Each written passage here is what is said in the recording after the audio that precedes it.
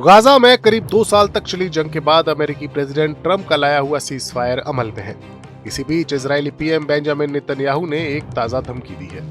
Netanyahu ने एक बार फिर दोहराया है कि गाजा पट्टी को हमास से मुक्त कराकर पूरी तरह से डीमिलिटराइज किया जाएगा। पिछले महीने लागू हुए सीज फायर के बावजूद इजरायली फौज गाजा में बचे हुए हमास के गुटों को निशाना बनाती रहेगी। नेतन्याहू का यह बयान तब आया है जब गाजा में हालात अभी भी नाजुक बने हुए हैं। हवाई हमलों में सैकड़ों फिलिस्तीनी मारे जा चुके हैं, बंधकों की अदला बदली में देरी हो रही है और मानवीय संकट गहराता जा रहा है। अमेरिकी प्रेसिडेंट ट्रंप के साथ सहमति के बाद यह ऐलान और भी ज्यादा खास हो जाता है, जो इलाकाई शांति की दिशा में एक कदम माना जा रहा है। लेकिन जानकारों का कहना है कि यह आसान नहीं होगा। नेतन्याहू ने रविवार को अपने मंत्रियों के साथ बैठक में कहा कि हमास को निरस्त्रीकरण और गाजा को डिमिलिटराइज करना हमारा मूल सिद्धांत है।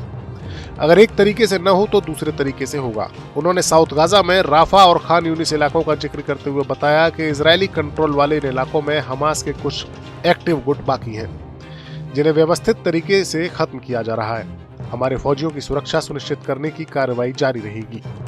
उन्होंने जोर देकर कहा कि नेतन्याहू ने अमेरिका को सूचना देने की बात कही है, लेकिन परमिशन मांगने से इनकार किया है।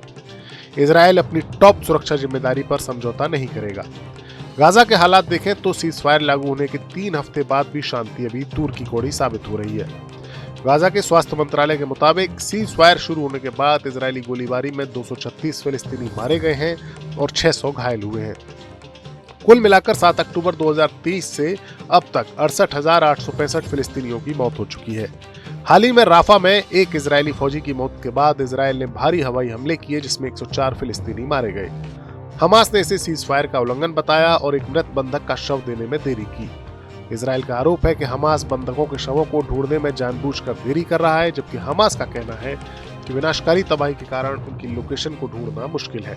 अभी भी 13 बंधकों के शव गाजा में बाकी हैं और उनकी वापसी ही अगले राउंड जैसे हमास का निरस्त्रीकरण और अंतर्राष्ट्रीय सुरक्षा बलों की तैनाती को अफेक्ट कर रही है। ट्रंप की 20 सूत्रीय योजना के तहत पहला राउंड पूरा हो चुका है, जिसमें 20 जिंदा बंधकों की रिहाई हुई और 2000 फिलिस्तीनी कैदियों को रिहा किया गया। इजरायली फौज ने गाजा के आधे हिस्से से पीछे हटना शुरू कर दिया है, लेकिन हमास के हथियारबंद सदस्य फिर सड़कों पर नजर आ रहे हैं। इस योजना के दूसरे राउंड में गाजा को पूरी तरह से डिमिलिटराइज करना है, जिसमें हमास के हथियार के कारखाने और सुरंगें नष्ट की जाएंगी। नेतन्याहू ने कहा है कि अगर अंतर्राष्ट्रीय फौज, जिसमें अमेरिका, इजिप्ट, कतर और टर्की शामिल है, ये काम न कर सके तो इजरायल खुद कार्रवाई करेगा। अगर विदेशी सैनिक करेंगे तो अच्छा, वरना हम करेंगे, ये नेतन्याहू का कहना है। अब देखना होगा कि हमास नेतन्याहू को कैसे जवाब देता है। Bureau report, news nation. जहां भक्ति है हर शब्द में, कथाओं में छुपे हैं दिव्य रहस्य और ज्योतिष देता है जीवन को दिशा। धर्म से जुड़ी हर बातों को जानने के लिए हमारे चैनल स्तुति को सब्सक्राइब करें। चैनल पर जाने के लिए इस लिंक पर क्लिक करें।